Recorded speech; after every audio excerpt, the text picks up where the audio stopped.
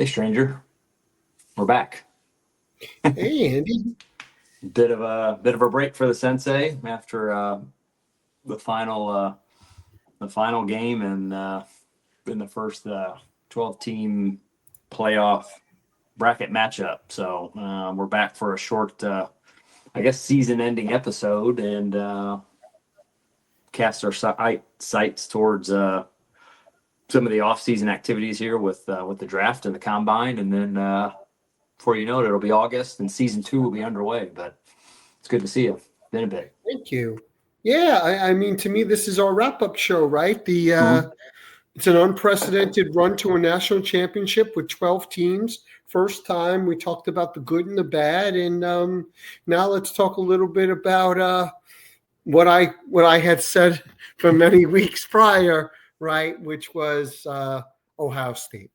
Yeah, yeah, you did. You after that first game against Tennessee in the shoe, you were pretty convinced. I was less convinced they were going to be able to beat Oregon, but I think of the what 4 additional games they had to play to win the national title. I had backed the Buckeyes 3 of those 4. I just wasn't sure Oregon they were going to get done, but they, as we all know, they did not struggle in that game, and they didn't struggle in down in Atlanta against the Irish. Yeah, Dominant performance. I think that's the only thing that was surprising to me, Andy. Not that they won, but how they won. Yeah, yeah, Right, like you said, they didn't struggle. I mean, they killed Oregon. yeah, They beat Notre Dame handily, and their size, their speed, their depth. Notre Dame again. Remember a few years ago they were in the national championship, and there was a big discrepancy. yeah. When I played Alabama, I think it It was was right. Alabama. Okay. Right. There was a big discrepancy. And we all said if they're going to compete, they got to get bigger, faster, stronger, with more depth. To be honest with you, what was that, 2017? Yeah, Okay. yeah, It's 2024 national championship. I don't think they got bigger, stronger, or faster. There was a big difference in talent and size and speed, right? yeah, yeah, yeah. On both sides of the ball, for sure. Right. Just Ohio State just had too many weapons. Yeah. Certainly on the offensive side, and Howard, boy, he looked like a top 5 draft pick in that first half. I think he went, I don't know, was it 15 to 16 or 16 to 17? I mean, he was just on fire that first half, and there was no stopping the Buckeye offense. So after that first half was over, it was game was pretty much done. Notre Dame made a bit of a push there towards the end, but I suspect I didn't. I watched the first half, and then when I kind of finally shut it down, Ohio State was up. I forgot what the score was that time. It was, they had 31 maybe on the board, 28 or 31 on the board, and I thought, yeah, I'm heading to bed. And then I got up and saw that Notre Dame had closed the gap, but I assumed second stringers and some other people got to play, and Ohio State. A second half, I presume, just took the foot off the gas because if they had kept playing the way they did the first half, I mean, they'd have put up 50 easy. Yeah. I mean, Notre Dame could not cover them man to man. Jeremiah Smith is a men among boys. He was our fabulous freshman of the year that we had called out from day Yeah, one. and that was the big mismatch were the wideouts versus the corners in Notre Dame, like just pure physical outmatch between Abuka and Smith. Right, there's no, they were not going to guard them, and they didn't go to them uh, often early in the game, but once they opened it up, there was no stopping them in that backfield too. For Ohio State, that 1-2 punch in the backfield, Yeah. that was deadly too. The So running game was solid. It opened up everything. To your point, the quarterback had a game that he was much maligned coming in, and I yeah, I was one of the naysayers, right? Because I loved yeah, Avery, yeah. and You and Shotgun Steve had the guy left for dead because he got run out of Manhattan, Kansas, by this other cat who had a decent season, but boy, Will Howard, he certainly showed his merit on the exactly. national stage. Yeah. Exactly. You know what? He showed his poise. He showed his guts. He showed he really wanted to be there, and he performed. To your point, so Yeah. good for them. Chip Kelly had a solid game plan, and their defense was top ranked most of the season. Like we talked about, they had won many of our awards for the defensive player of the week, quote unquote, which was the OSU team. Their defensive coordinator has been poached, and Yeah. thank God they've gone to my squad, the Penn State Nittany Lions, right, which I am happy about. And Al Golden, who's a great defensive coordinator for Notre Dame, went over and took my friend Louis Anarumo's job over in Cincinnati. And now Al Golden's the defensive coordinator of Cincinnati Bengals. Bengals. Yeah. Yeah. So and Louis Anarumo is now over by you, playing defensive coordinator for the Colts. So, Yeah. Yeah. just a lot of changes, Andy. A lot of changes, but that's what college football is all about in these days. Yeah. Yeah. It was be interesting to see what I think the other we talked about a little bit, but in that game on Monday night, the Notre Dame was pretty banged up. I think they had a starting, I think it was a freshman or maybe first start for I think the left tackle for Notre Dame was starting in this game against Ohio State, and they were just pretty banged up on both sides of the ball. They lost their start cornerback even before the playoffs started, and so they kind of they trickled some of their talent away as they moved through the playoffs. So they just didn't have enough, and I've been pretty surprised that, which will be interesting for next season. But there's a lot of talent leaving South Bend, my friend. I mean, you just talked about on the coaching side, but their top two linemen, interior linemen, Coogan, who I think is a center, and then their top guard, both of those guys entered the portal, and our boy Signetti landed Coogan down here in Bloomington. So, Oh wow, I yeah, didn't know that. yeah, I think that was announced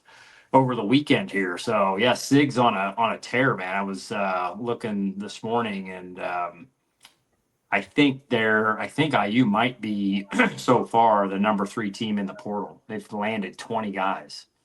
Wow, Yeah, 20 recruits. 20. The season ended 2 weeks ago, I Andy. know.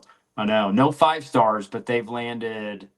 Um, I think it's like a handful of 4-star recruits, and then the balance. I think they showed 20. I think they had 2 4-stars and maybe 16 3-stars, and then the balance of the other 2 must be 1 or 2 stars. But they were sitting behind Oregon in terms of kind of transfer portal rankings at this point. But I thought IU may have had a generational season last season, but Signetti certainly perhaps getting bounced in the first round of the playoffs has led to an advantage of doing his homework and going into the portal and finding the talent. So we'll see how they shape up. But so far, man, they've fared pretty well, and Notre Dame has not. Notre Dame is a lot of folks that are leaving South Bend, so it'll be really interesting to see what that squad looks like next year.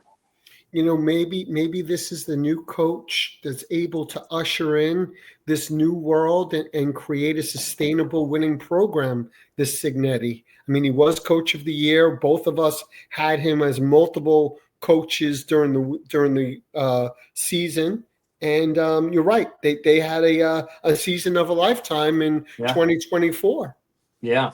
Yeah. It's interesting to see. I mean, I think, obviously in today's day and age, you are more and more you're expected to, but you can, compared to years past, you can come in and have a season like he did. Now he brought a lot of guys with him, but between the transfer portal and the ability to pull guys from a prior program, he can come in and have a big initial season. But to continue that, we'll see. I mean, I think he attributed a lot of his success, and a lot of analysts and pundits contributed IU's success to his and his coaching staff's ability to leverage the portal in their favor, prior to last season. So they clearly have a strategy and a set of tactics down to try to load their program year after year after year, while you probably have some programs that haven't figured that out or are hoping there's a bunch of regulation that gets put in place and kind of sets it back to the way it used to be, right? So they don't have to do the work. But he's aggressive and he's hungry. So we'll see if the Hoosiers are how they come out of the gates next year. The schedule's a bit tougher than it was this year, but still they should have a relatively favorable schedule in the 25-26 season. Right. Well, you talked about Notre Dame, and to me, Notre Dame, Clemson are more traditional programs that aren't really adapt to leveraging the portal, and they're used to the more traditional approach of recruiting. Yeah. The issue with that becomes, Andy, is you spend 3-4 years recruiting a player, you get them on campus, and then you only really have 1 year of the player, and then they're free to do as they please. Yeah. Well, we talked. We went back and forth in text. We haven't been on the show since, but how about the flip flopping of Carson Beck? Talk about a fish out of water. First it's I'm going to the draft, and next thing you know, he's now going down to Coral Gables in South Beach, and he's going to be rolling Cam Ward's spot, right? $4.5 million NIL contract. Not only that, as soon as the news broke that he was going pro, I got a text from you saying, big mistake. Yeah. Well, apparently he realized it was a big mistake. Yeah. Right? Well, yeah. And the stats too, I forgot who they compared him to, but I don't know if it was Levis and Stroud, but some of the early, the more recent quarterbacks that have been drafted, $4.5 million at Miami's well in excess of a number of NFL quarterbacks. Yeah, So, absolutely. And then when you add on the 6th and 7th years that these guys are playing, Andy, this becomes a professional league with a 6-year, 7-year window. Yeah. And if you don't get to the next step, you're set for life. Yeah. If you're making $4 million for 7 years, is clearing $28 million, and you're a 26-year-old kid, 25-year-old kid. This is not 17 to 21. You hope and you pray you're the 1% that gets drafted at the combine and you're ready to go. Yeah. Those days are, is a different deal. Yeah. Which some of it, there's merit in it, and I mean, it is kind of the Wild West now, but if they can find the right balance, and again, not just like. It's like with anything, man, with any product you buy or, movie that's on the big screen that people go and watch, the market will determine what it's worth and what people will pay. And not every kid on a 80 team roster, an 85 man roster on a football team is going to have an NIL deal, right? The guys getting NIL deals and the ones getting the top deals, in theory, ought to be the top players, but even somebody who, more than likely, college is going to be their last stop unless they play, end up going the coaching route perhaps at the next level, but or play in Canada or some other league. If they can make a few bucks and play, 5 years, maybe 6 as a grad student and build a decent nest egg to head out into the real world, good on them, Yeah, and to your point, that's the good of what's happening, right? Mm-hmm. Because those guys would have been left high and dry Exactly. with no education, no money, and then they would have been saying, what do I do now? And to your point, now I'm going out into the world with a couple $1 million saying, hey, I'm ahead of the game and I'm ready to start my life, and financially I have the wherewithal to do it. A couple of days ago, it was announced that Arch Manning signed a $6.6 million deal with Red Bull. Yeah.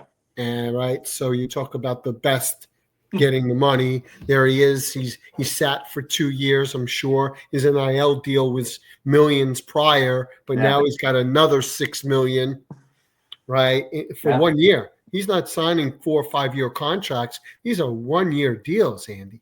Yeah, it's crazy, man. It's It's crazy. But hey, Now, I do want to tell you though that I just came across my desk that next year the NCAA will share $20 million with the schools of their revenue. Now, this is breaking news that's unprecedented, but then we'll bring up your point that at some point there's collective bargaining, right? If they're offering $20 million of the college football intake to, I'm not sure, you'll look it up, how it will be divided amongst the certain divisions, and I'm sure it's probably the Power Five that's getting the money, then collective bargaining can't be far down the road. If this year's 20, what's next year? And is that a percentage of the estimate of the forecast? right. So that was shocking. I heard that about 2 days ago. I wasn't sure if that came through your wire yet. Yeah, I hadn't heard that. I'm just looking up some facts $20 on that million. now. Yeah, so it sets clarity on how and whether to spend the windfall revenue. Sharing is slowly coming into focus. If fully funded, football would get the overwhelming share of the 20.5 million at a particular school, between 10 and 15 annually for the next 10 years. Men's basketball between 2 and 4 million, and the remainder, which is really a fraction, go to women's basketball and other minor sports. So is it a revenue sharing plan? Yeah, that's what it looks like. Wow. Yeah. And just about 2 minutes ago came across the wire your boy Matt Rule. He is pulling. I don't believe that this is true, but he is pulling spring games from his program because the portal will be intact at that time. And his statement on TV right now is, what's to prevent someone from seeing my team in the spring game and taking my players? Yeah. It's an open forum. They're able to do it, and the window is there. I'm seriously considering pulling spring practice. Now, Andy, that sets back a program. Remember when I watch it, I'm crazy, right? I watch every spring game. I'm the one that said Pittsburgh was running a pro offense last spring. I'm sitting there watching the blue and gold game. Yeah. I hope that this is just not real and he's got fodder out there, and that this won't be a trend going forward with other programs. Yeah. Who knows? My reaction to this is a bit like, this is, I don't know. This is kind of like, which academia is a bit like government. It's heavily bureaucratic. Yes, there is competition, right, for students academically, athletically, but it still is not quite the same as what I'd call, more of the free open market on the private sector. But this is like the free market coming to college athletics. And I mean, just think about in the industries we work in, right? I mean, everybody that works for us, you and I, we're on the open market. So if somebody came to me today and said, hey, I'm willing to pay you $1 million to go do what you're doing now for the next 3 years, and it's guaranteed, and they could do it, they'll do it. So my response to Rule is, like, if you think the spring game is the venue in the only venue or the primary venue for your competitors, i.e. other schools, looking at your talent and going to take it, like I don't know what world you're living in, man, but your guys right now are getting texts and phone calls and emails daily, particularly the ones that they're looking to poach. And my response is, just like you and I, again, with employees, you got to create an environment and a reason for them to stay, and again, it's harder maybe with 18, 19, 20-year-old kids, and some of those from pretty tough and rough backgrounds, and dollars do speak, but still, that to me, if I'm him, I'm working to make my program one that, first of all, people want to come to, and second of all, people want to stay. because they're getting treated fairly, they're getting paid. Ideally, obviously, they're winning. But fine, cancel your spring game. But my view is it's not gonna make that much of a difference. And if you get to focusing on your program, which hopefully some of these GM roles, and I think the challenge is I don't know, it'd be interesting, but I think if you were to bring some real business minded people into that role and look at a program as a business, right? And as a successful company. So go out and benchmark or talk to some of the top employers, whether those are big companies, small companies, mid-sized companies, local companies, global companies, doesn't matter. But which companies pay their people competitively, provide the right benefits, provide challenging work, a great environment, and one that people want to be in. And that's how I would start looking at it, up until the time there are significant regulations or this NIL and the transfer portal thing changes. That's how I'd start looking at building my program in college football right now. Yeah, and I don't disagree with you.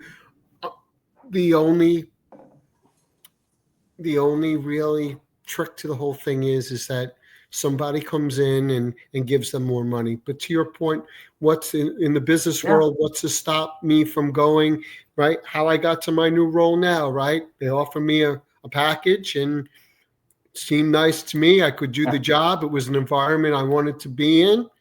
So I went ahead and I signed on the dotted line, right? Yeah. I mean, it's just, So I think there's a lot of competitive, open free market type of dynamics that are at play. And, it is moving a lot faster. And, I've read, I haven't done a lot of research on this whole, you hear this word tampering thrown around, but, it is, I don't know, either which, we'll see on the field next year, but, somebody like Kirk Cignetti, I wouldn't say he's totally figured it out, but it appears from the outside looking in, he's taken some of these concepts and putting them into play, right? But he's going on the offensive and he's going after the top talent, and he's looking to create a program that's on a national stage, is going to be a part of something special. He's raising money. There's plenty of money in and around and involved with the Indiana University. And he's finding a way to channel that into his program. And every single head coach, particularly at a program like Nebraska or any of these big names, they all have the same opportunity. So, that to me is kind of like, it is what it is. And, you got to take the gloves off. And obviously you don't want to break any rules that then put your program under sanctions, because in today's day and age is, I don't want to say it's a death sentence, but really set you back. But I mean, you really just have to sit down and redo your entire strategy on how you're going to both recruit and retain top talent and top players. And those that are doing it are winning. I think the Buckeyes and a lot of those teams in the playoffs are very good examples of programs that have started to make the shift. And I think this year and next year will be a clear tell of who's kind of figuring it out. All right. Well, look at the guy up in Boulder. He's got a pro staff. He's got a lot of money behind him. He's got a dynamic personality, and he's got pro background. And he's creating this environment that kids want to go to. They want to go to him. He's got the money behind him. Mm-hmm. And I think he's turned the program around with this new way of coaching, recruiting, marketing, and creating a sustainable program. Yeah, that's a good call. That was kind of we got off on our own tangent there, but it's a wrap of the season and the games with the Buckeyes winning the Natty. But got a couple other games left, college games, quote unquote, Mark. A couple Senior Bowls and I guess you could call them college all-star games, but maybe want to run through those and we'll chat on. I think there's been I think yesterday may have been the last one. I think it was Andy. So there were 4 in total, starting in early January, I think. I was hunting and pecking. To me, very traditionally, it's always been the big 3: the Hula Bowl, the East-West Shrine game and the Senior Bowl. Yep. And I did not realize that this Hula Bowl happened before the national championship. Yeah. Right? Yeah. And again, Andy, this is part of, growing up in the traditional game. These three games really were the segue to the combine and then to the draft. And now they've changed the whole thing where the Hula Bowl no longer is played in Hawaii. That's very disappointing. It's in Orlando. And I think that happened a few years ago with the Hawaii Fires. Yep. Okay. Yeah. And two, it's really not marketed that well. It's really fell off of the big three. Okay. And then the second is the East-West Shrine game. There were so many players like Shador Sanders that used it as a media game, and they didn't suit up. They didn't play, Andy. And it was extremely disappointing. The game was not any good. And they moved the game to a Thursday night. These games were all Saturday, 1:00 games in the traditional college football slot that you would then go. And it would fill the time, and it would fill, everything. And it's just, yesterday, you are correct. It's the last one. And it's become the biggest one because it's been a week in Mobile, Alabama. And if you look at the prior participants, they're who's who of the NFL. And yesterday, the game was not as great as I would have said. Your boy from Alabama was the quarterback over there. He played the second half. He didn't play the first half. And you know why they put him in the second half? To keep the fans there. It's a good point. But and didn't look like he had a terribly productive or awe-inspiring week. He didn't. But you know what? There were two players that stuck out at me. Number one, for I think it was the AFC or the American League, was the Louisville quarterback that me and you had said Louisville put up a big amount of points this year. I think he's a 4- or 5th-year starter. He's been to 3 different teams, and I think he could be a 3rd, 4th, 5th round pick. Played very well. Schiff? What's his name? He's got a weird last name. And then, Andy, I saw this guy, this defensive tackle. I think he's 6'4", 300 pounds from Toledo. This guy's wrecking people in this game. And I'm saying to myself, whose radar is this guy on? This is what this game is all about, right? Yeah. Tyler Schuff. Tyler Schuff is this Louisville quarterback. Yep. How did he do yesterday? What was his stats? What was his stats? Let's see.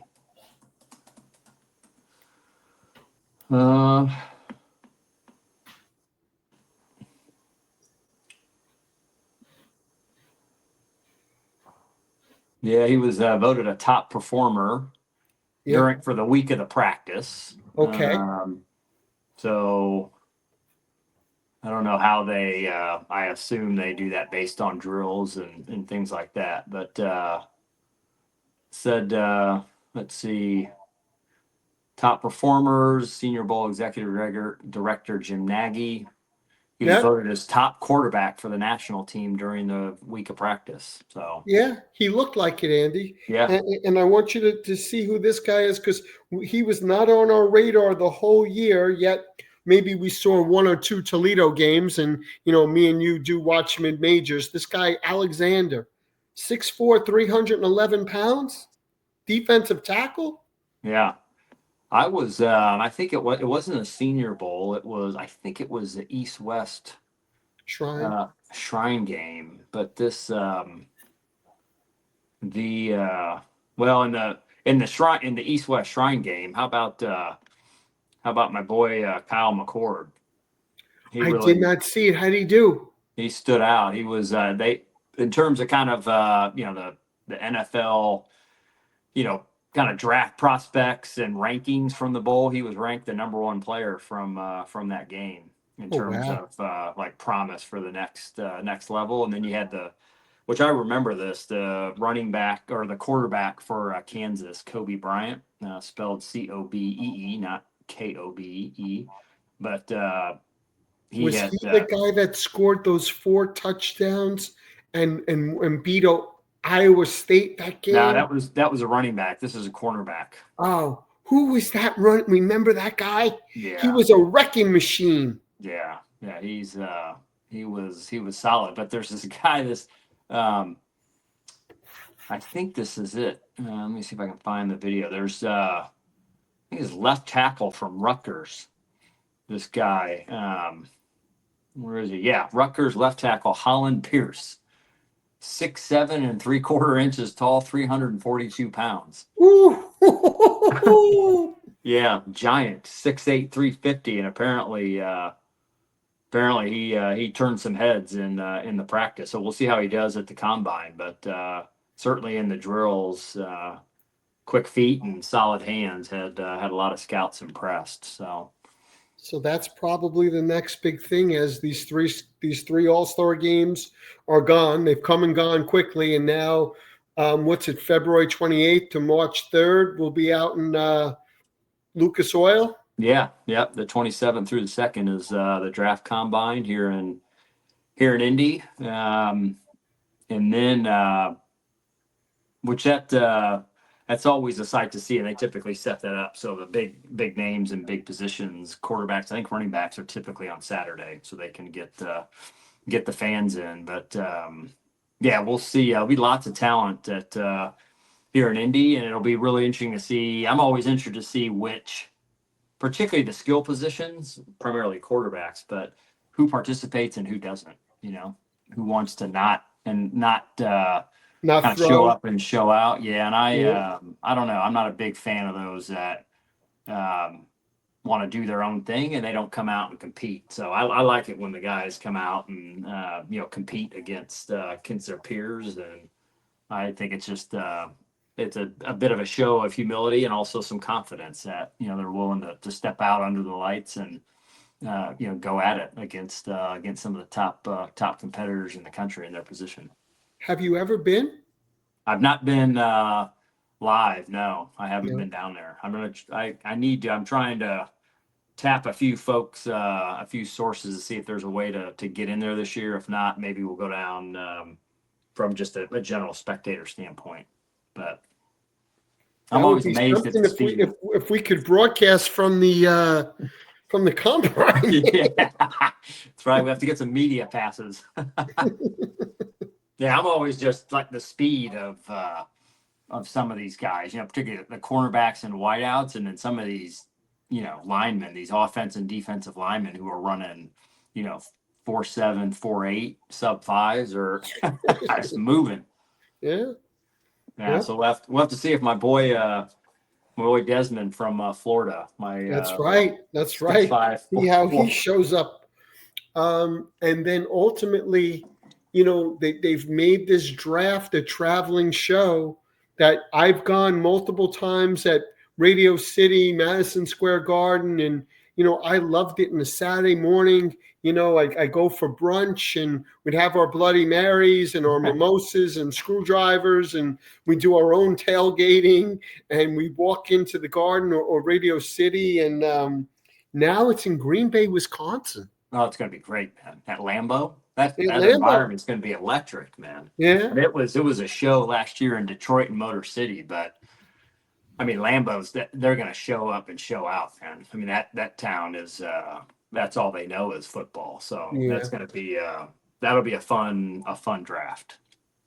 Yeah. Sure. So that's really what the off season looks like for the Saturday Sensei. You know what, Andy? Come on. You can't be making rookie mistakes on week 21. Andy, you'll always be the professor to me. So yeah, the Sensei rolls on, man. It rolls does. on. Then when's our kickoff show? When are we going to kick off season 2 and the college football 25-26 season? I can't believe you had sent me. I don't even think the national championship was out. You sent me the schedule, right? And some really key games, which I was like Andy, I need to take a breath here, You right? But can't. it Can't. looks like week 0 is August 23rd. So we would be kicking off the week before. 16th, yep, probably the 16th. We'll welcome folks back to the platform and to the show. And yeah, we got some. Whether or not we'll see, I'm sure some other more news will come out. But I think it's I think week 1. I don't think it's week 0, but week 1. We got the Irish and the Canes, man. The old classic Catholics versus convicts Yeah. rematch. Week 1, man, firing up. So there's some Is other that big an games, too. off-site game like the Ireland one? I think I don't know if that's going to be a neutral site type of deal, or if they are doing home and away. Let's I see. do kind of like how they market the game with that week 0, traveling game. It's something that's a novelty. Yeah. Well, yeah. That rivalry back in the '80s was something else. So um, let's see. Yeah, the football opener. Coral Yeah, Gables, August 31st at Hard Rock. Hard Rock. That's the new That's stadium in Miami's. Miami. Yeah, that's Miami's, and it's Sunday. So Sunday of Labor Day Sunday. week, Sunday of Labor Day weekend. So similar to last year, you remember we had Notre Dame A&M and we had USC LSU on Yes. Sunday night of Labor Day. So this will be one of the feature games that evening. But yeah, 7:30. So Wow. that's That's gonna a be good awesome. one. Yeah, that's a good one. Yeah, that's gonna be awesome. That'll be good. Good deal, my friend. Well, anything else for our listeners and viewers before we'll take we're going to take a short hiatus, but we'll be back probably after the combine, Mark. Maybe we'll come back maybe that early week in March and kind of break down what we saw and some of the performances and who stood out, maybe who didn't, and then we'll come back. Probably we'll come back before the draft. Yeah. So mid to late April. So for our listeners, we'll probably do a show a month here. We've got kind of this wrap up show in Feb. We'll do the post combine show in March, and then we'll do draft show in April, and then Mark and I will go sit on the beach for 3 months and 3 or 4 months and rest and recuperate. And then we'll be back in August to kick off our second season. Well, it sounds great. Thanks everybody for listening. It was a great season, and we'll see you in March. That's right. See y'all. Thanks for your support. Keep tuning in, and we look forward to catching you next month. And we're looking forward already to the big kickoff to season 2 and our season coming up Labor Day weekend 2025. Take care, folks. See ya. Take care.